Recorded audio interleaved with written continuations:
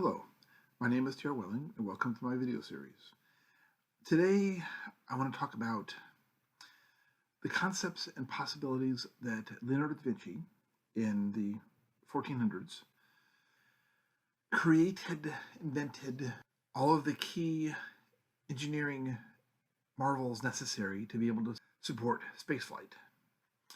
From the spacesuit to a launch tower to rockets to his crossbow was not meant as a battle weapon because it's completely unrealistic. His crossbow was about launching for lack of a better description, a rocket into at least a couple hundred feet in the air and then allow the onboard rockets to take over from there.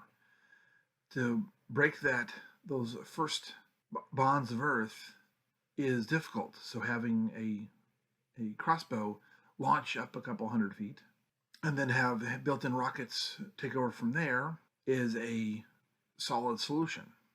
So you have he designed a capsule, and he designed a hermetically sealed environment. He created a submarine, which means he understood how to make a hermetically sealed environment, and he invented hermetically sealed spacesuit, scuba suit. He also invented a launch tower.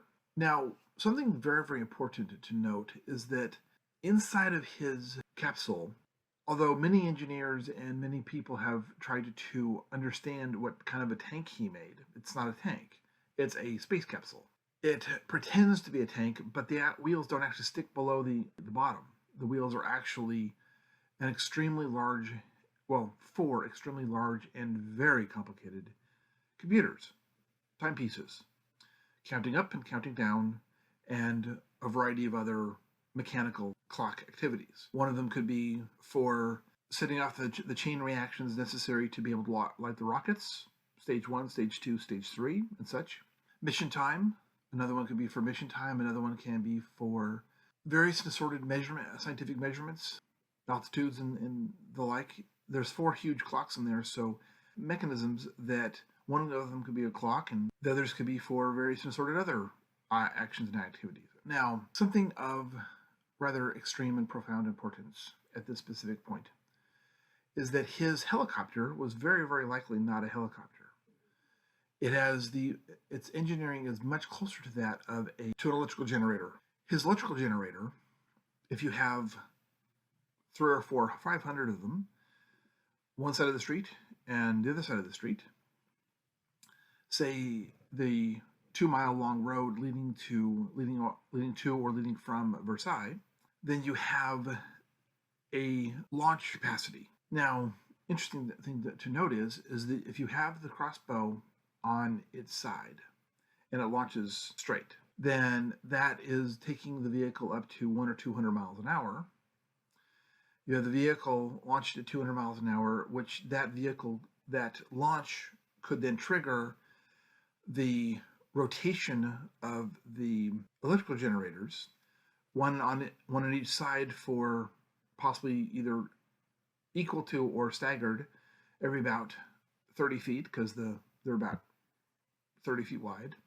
15 feet from the center out is between 8 and 15 feet. So you have, and if the canvases are all interwoven with gold or copper, or almost entirely gold to copper, it's going to be heavy as hell. But if you have a couple hundred teams or so of horses or oxen that are tied to them, that they run and they can pull draft horses that can then pull for a mile or 2 or 3 or 4, and the speed at which they pull, as the speed increases, the fan rotates faster. As the fan rotates faster, then it's going to release more. It's going to generate and release more electricity, especially with those guide wires intact. As the magnet passes those guide wires, the guide wires then direct the electricity down to the base, then directs the electricity to the, for lack of a better word, railgun, which is exactly how modern aircraft are launched off of aircraft carriers. They're a maglev system. It launches, so you have the initial bolt up to a dozen, 2 dozen, 100 miles an hour. The helicopters, the electrical generators, then take over, and you then have a ground launch, and you at the end of it, you're not too slow. You're going pretty fast. You're going anywhere between 4 and 700 miles an hour. You then have Da Vinci developed glider wings. If he could figure out how to get those glider wings to operate with a sufficient amount of psi, then he can that uplift and have the uplift, and then the sled the bolt is on. As the bolt lifts off, it triggers one of the computers in the capsule. The capsule then that turns on, and then that ignites the rocket that then is able to go up X amount of distance. And as it goes up X amount of distance, it can achieve some aspect of some directionality of flight.